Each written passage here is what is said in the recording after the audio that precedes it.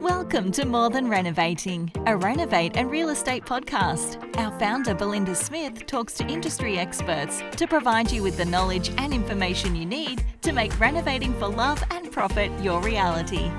Belinda will also chat to some of her Renovation Mastery members who are just everyday people doing extraordinary things, following their passions in the renovation and property space. So, let's jump straight into the episode. Enjoy. Hi everyone, welcome to the Renovate and Real Estate podcast, More Than Renovating. And with me today, I'm really excited to have Larni Spilsbury. Larni comes from Wipe Credit Clean. All of you renovators out there and property investors will understand how crucial it is to be able to continue to get finance for your next deal, your next renovation or investment deal. And Larni understands that because she sees it from her end. So we're going to take a deep dive into what it's like to have a bad credit history, what it means, how detrimental it can be in the lending space, and what it takes to actually clean that up. And I know Larni, I spoke to Larni before, and she's an amazing human, amazing at her business, very serious about her business, but also really serious about doing the best for her clients, like she'll fight for her clients. So I might start, Larni, with just asking you, what is the reason behind starting your business, Wipe Credit Clean, and tell me a little bit about yourself and your background. Sure. So reason for Wipe Credit Clean is I've worked for a few different credit repair companies over the last probably 7 to 10 years. I always found that they were given broken promises, they weren't delivering on what they were trying to say that they would, giving guarantees when they couldn't, etc. So just pretty much false advertising to consumers. A lot of consumers expecting that they were going to have a great outcome, fix their credit report and purchase their dream property or their dream car, and being let down. That obviously pushed forward a lot of asset cases into credit repair companies. I decided to make mine one of the best. So I'm sure we'll talk about fees, etc., the process later on, but I have a very honest, successful credit repair company, and I do, as Belinda said, I really fight for my clients. They are it's very personal to me to make sure that I can get the best outcome possible.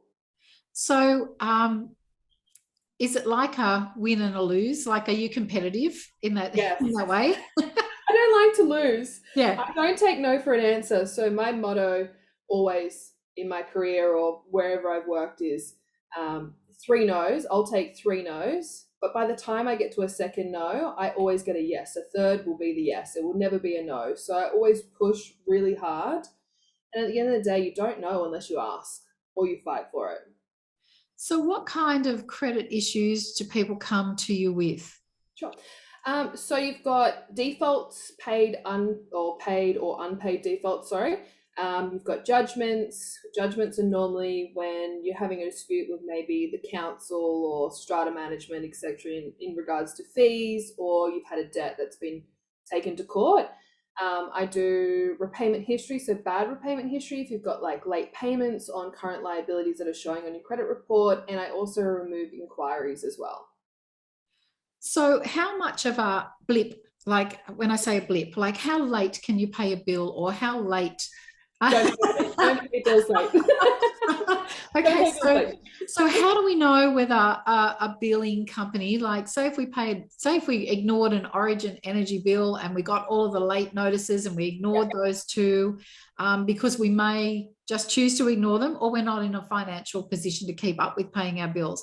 Like, how immediate is their response to actually putting a little blip on someone's credit history?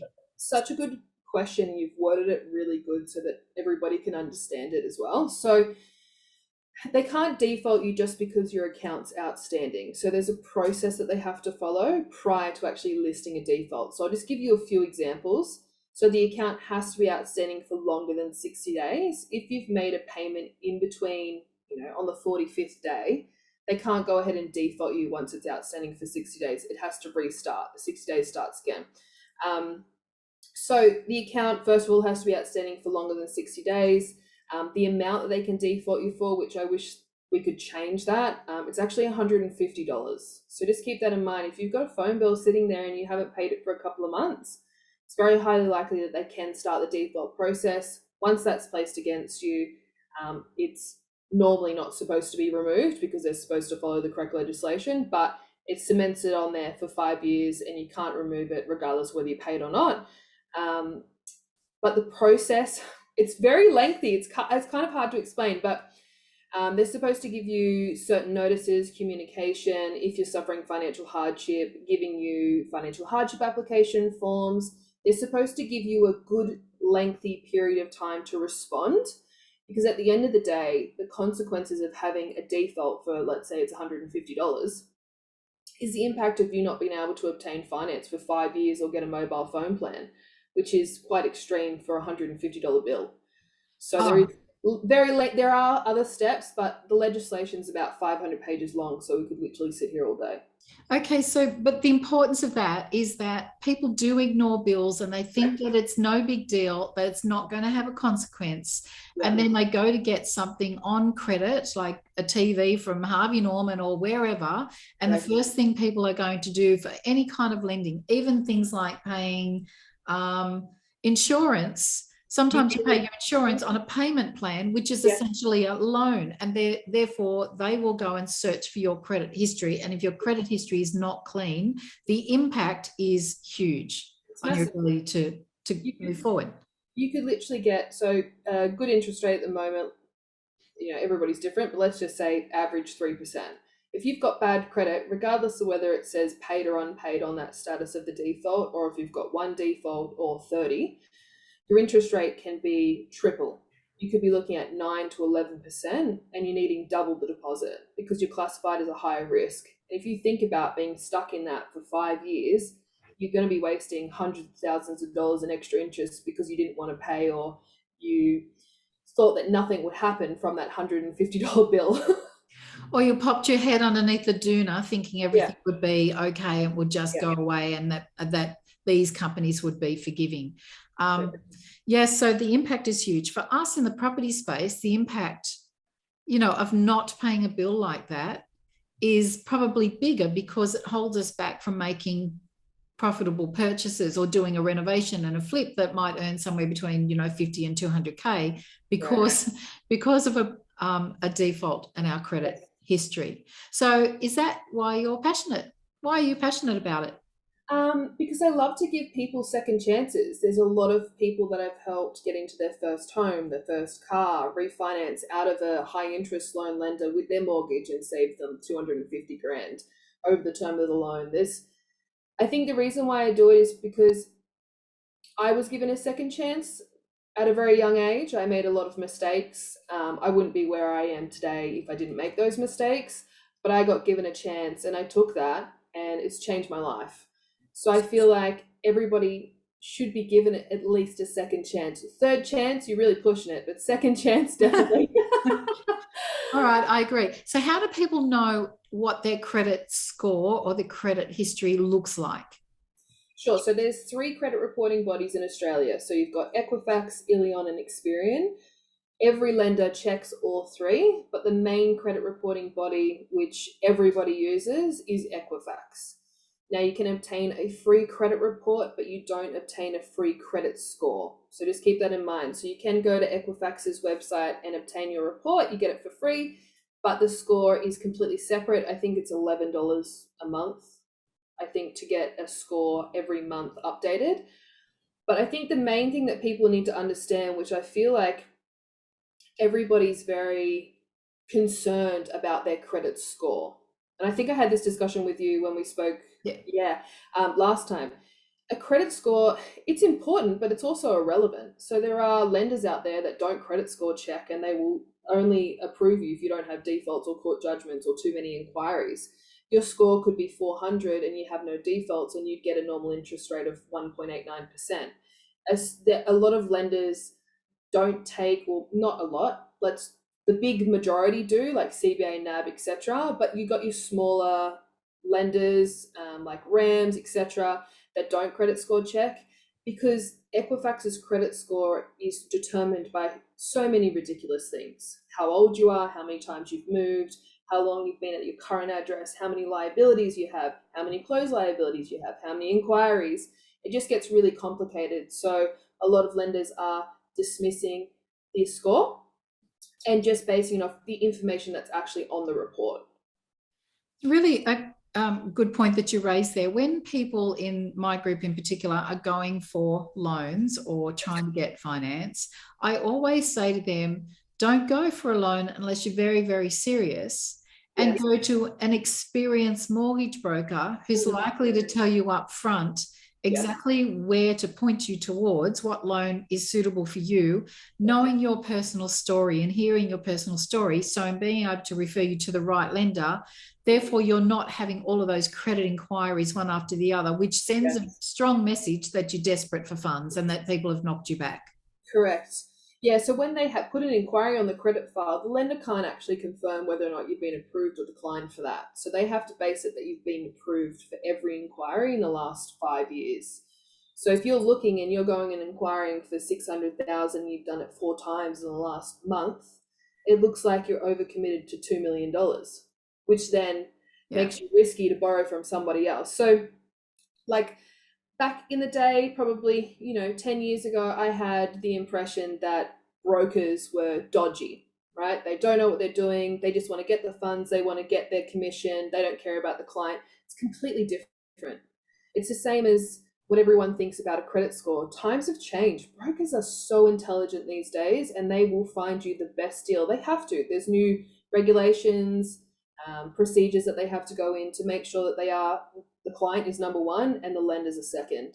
Yeah, I'm really with you on that. I think in the olden days, we were so educated and told, just go to the bank, try and get a loan, go to the bank. And what's occurred is the banks have really tightened their parameters.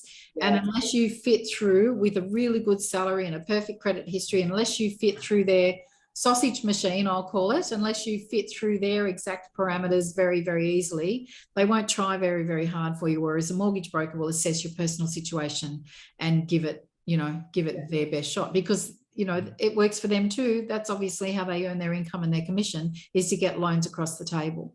But then again, if you go to CBA can only give you CBA's product. If you go to a broker, they've got access to 30 different lenders. Yeah.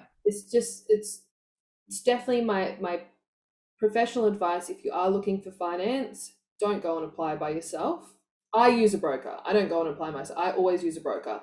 Use a broker and just make sure that they're educated, because some of them aren't, and they go and put inquiries left, right, and center. But just make sure that they have, they're referred from a friend or a family or, someone else who's got a mortgage through them. And talk to them about it, because they will be able to tell you yes or no. Oh, the first thing I say is, I'm making an inquiry. I'm leaning on your knowledge so far. Do not process this loan. Make sure you say that. I don't want any inquiries. File access only, no inquiries. I just want to understand what quote or what rate you can give me. Really good tips, Larni. I think that so many of us are afraid of really stepping outside, our usual quiet manners, and being a little bit more assertive with people, particularly when we think, oh, they know their stuff and I don't know anything. But unless you ask and unless you kind of set some parameters, then you're going to get what you're given.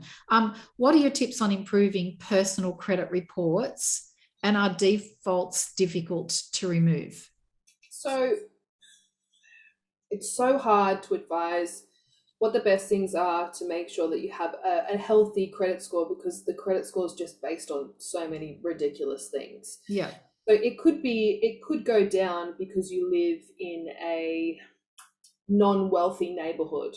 That's how ridiculous the score is. But let's just make it basic. To keep your score healthy, you should only apply 4 to 5 times in a space of 12 months. Do not apply with payday lenders. So if you are applying for quick cash loans through Cash Converters, Nimble, Money3, etc., as soon as you apply for that, regardless of whether you take it or not, anything that's online that you can quickly get a rate within 24 hours or 3 hours, they're high interest loan lenders or payday lenders. Yes. As soon as you apply for that, it dramatically drops your score. The reason why is because it makes you look like you're incapable of saving and that you're desperate for funds. Yep. So this is where a broker comes in handy, because they will use, qualified lenders that don't do quick cash.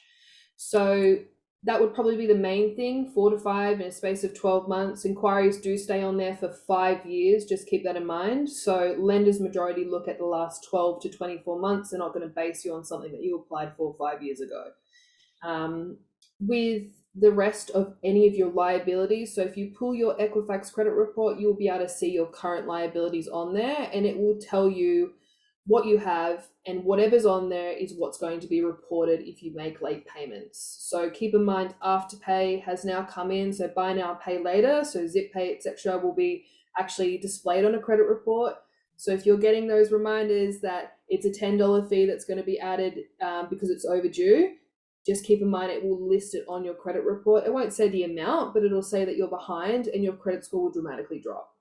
Wow. Okay. And it's interesting you say that, because so many people, or so many more people, are taking advantage of using all of that kind of credit around us at the moment. And there's more now than certainly 20 years ago. Like, these things didn't exist. Yeah.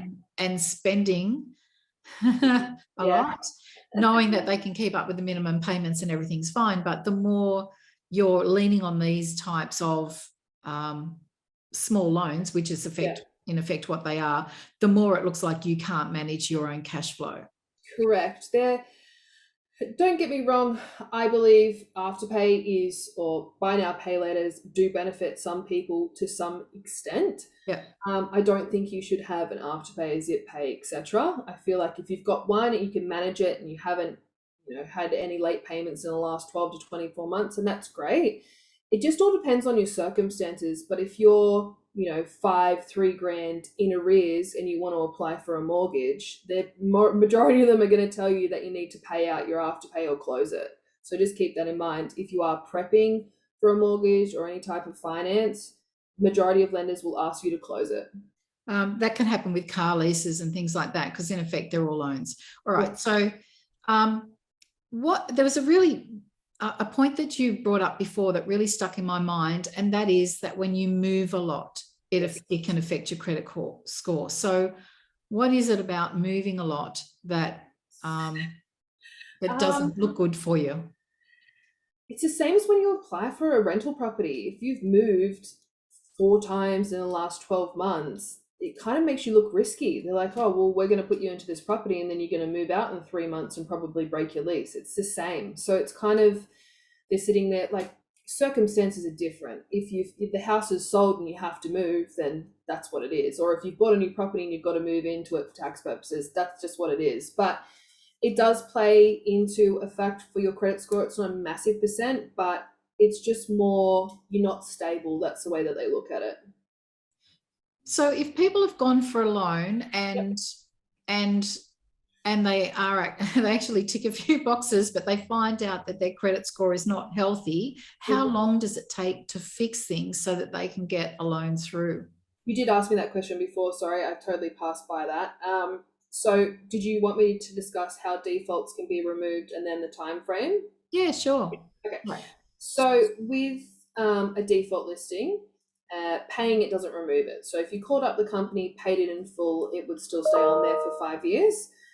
In turn, that actually means that I can remove it from the credit file without you paying for the debt, but only if the listing is disputable. So default, debt, completely separate things. So it doesn't matter if you've got 1.5 million or $150 worth of debt on the credit file and it's unpaid. I can remove them off there regardless of the status. The way that's done is, prior to a company listing a default, there's a certain legislation they have to follow, as I was explaining before. Within that legislation, if they've missed just one thing, so it could be, give you an example. Okay, so this is it's actually quite common, and I've had a lot of defaults removed this way, but I'll give you an example. Let's just say they send you a default notice that's classified as a 21D notice. Okay, they deliver that to your address. The amount on there states, we're going to default you in 14 days for the amount of $300. Then they go and default you on the 14th day. That's actually a breach. So there's many different things. It's not just the communication that you've had with the company, etc. I mean, I could literally go on and on, but that's just one. And that actually classifies the default to be invalid, and it's removed off the credit file within 30 days. So someone like you has power to actually get in there and look at how everything unfolded and whether you were treated fairly and whether somebody's done something that's outside of legislation. So you can basically help people based upon a technical. Yeah, literally, it's just it all comes down to whoever's put the default on the client's credit file. So it could be Sandra in a department in Brisbane that's worked there for 2 months and she's made a mistake. Wow. I didn't know that. That's cool. Yeah. So when you know what you do, that's why. Okay, so that's why there are bits and pieces online saying, hey, this is how you can fix your credit score, but that can work for people or not work for people, and much better served, or we're all much better served on leaning on someone's expertise like your own to just go and get it sorted, because you know what to look for. Yeah, at the end of the day, it's the same as if you want to cut your own hair, you can, or you can go to a professional and get it done. It's the same. It's you can't expect a glorious blow dry and wash for free, So it's the same thing. I mean, majority of the time, once I look at a credit report, I can tell whether or not I can help. Majority of the time, about 90% of the time, I can tell. If I know that I can't help you, I'm not going to charge you. There's no point in me doing that. It's a waste of my time, your time, and I would just refer you back to speak to a broker who see what interest rate they could get you or what your terms could be. But yeah, if you want to get it done right and you want it done professionally in a timely manner, then definitely you need to employ somebody to do that. Yeah, and with ease and no angst. Yeah. Don't get me wrong, credit repair or disputing a default can be done yourself. It is free. You can actually try and dispute it yourself. I like to display that to people. I've had a lot of customers go and try and come back in 3 months and go, I can't do it. Can you do it? And I've done it in 2 weeks. Yeah. So just keep in mind, it is free. You can try and do it yourself. But if you want it done correctly and you want it done time, then obviously you have to pay for the service. And if you're going for a loan, time is money. You need that stuff sorted by a professional and sorted fast. All right. So your industry, what's one common myth about the profession, your profession, that you'd like to debunk? That's a good question. That it can't be done. Yeah. That is a huge, there's a lot of negative reviews online about credit repair companies. Just keep in mind, just because we're in the same industry doesn't mean we all operate the same way. Yeah. Because there are still quite dodgy credit repair companies that are out there. Read the reviews. If you don't go through me and you go through someone else, just read the reviews. That's where you're going to find whether or not they're going to help you. But it is that we can't do it. It's not possible. My broker told me that it's not possible. You can't do it. My broker told me that paying a default removes it. My friend told me that that's not possible. Okay, well, do they work in the industry? No, it's possible. It's very possible. And that might have been their own personal experience, and everybody's situation is so different. And the types of defaults are so different too. Some can, some can't. Okay, so what are the types of defaults that can never be removed or you can't get over? I don't want to say never. I will obviously advise one of the hardest defaults that every credit repair company struggles with. That's Amex. So Amex, their office is actually overseas, which makes it really hard to get in contact with them. But they do 98% of the time follow the correct legislation, and there's nothing that we can do. Even if we do lodge ombudsman complaints, unless something extravagant happened and the house is flooded, something really bad's happened, then we can try and lodge it with the ombudsman and get it off on a compassionate basis. But it is probably 1 out of 60 I've been able to remove. Wow. Okay. So they're very, very strict with their lending criteria, and they follow the legislation. So the minute they see someone behind, they'll actually register the default. I don't charge for Amex. That's different. I have different fees for that because my success rate is quite low. I don't like to charge up front. So if people do have Amex defaults, I normally do all the work up front for free. And then if I do get it removed, I charge on that basis. Well, that sends a strong message about your business and you and the way you think about this. Same as me, you're either in it because you love doing something and you love to help people, or you're in it for other reasons. So, okay, so let's talk about your business. Where are you heading? What are your big dreams for your business? So I've never wanted my credit repair company to be corporate size. I'm not interested in that. The girls who work for me, they are very down to earth. They are either, one of my girls is studying a bachelor in law, which is great for us. We get to, do a little bit of more throwing some jargon at them, etc. So everybody that works for me is pretty much the same as myself. We're very emotionally invested into our clients. One of my girls works every weekend at her own will. I don't force her to do so, but she calls the clients and goes, I'm trying really hard. This is where we're at. This is what we're going to do, or we've had a success, etc. So where I'm going to take the business from here is exactly where it is right now. I don't want it to be any bigger. I don't want it to be any smaller. I think it's very personal. If I got bigger, it would become not mine. Yeah, more generic, more. You won't know what's happening with people personally, and I agree. Everybody. I talk to all of the clients. I talk to all of the brokers. I talk to everybody before they become a client, because it's my business. It's my process. It's my baby, and I want to make sure that everybody is comfortable and everybody understands, because the last thing you want to do is hand over money and sit there at night going, I don't even know what I just paid for. Yeah, I agree. I'm with you on that. Okay, so in the end, it's all about following our hearts. It sounds so lame, but it's so true. All right, so you've purchased a property, I believe. I did. And what are your plans with that property? So we purchased, when I say we, me and my partner purchased August 2021. We had a tenant in it for 6 months. So we were dying to get into it. Yeah. And she was not a very good tenant, let's just put it that way. She refused us entry. We couldn't do any work on the property, it's very old. We couldn't do any renos to it. She was like, no, you need to wait till I move out, which means that we couldn't claim it back on tax. Yeah, and we're devastated about it. But as soon as she was out, we've added probably about I'd probably say about $50,000 to $60,000 more value to the property. We fenced it all in so that we've got a front yard and a backyard. We've painted the entire place. We've got brand new lights, fans, kitchen, etc. Plan is to keep it as an investment, rent it out, purchase another property with land, because this is not with land. This is a small block. Yeah, that's exciting. We are on the same page. Yeah. Love. Oh, that's fantastic. Congratulations on doing that. Thank you. Yeah, it was a huge milestone. And thank you for spending time with me today. I think, like I said in the introduction, having a clean credit score is imperative to be able to keep on lending money without anxiety, just to go to your mortgage broker and get your loan sorted so that you can continue your property investing journey. So it's really important. Anybody is welcome to reach out to you at wipecreditclean.com.au. There's a little contact form on that website. And I know that Larni Spilsbury, you already said that you actually speak to people for free for a little while. So you'll have a conversation, find out. Okay, that's awesome. Yeah. Definitely. My girls, if you call through or put an inquiry through, either Tonya or Anne will reach out.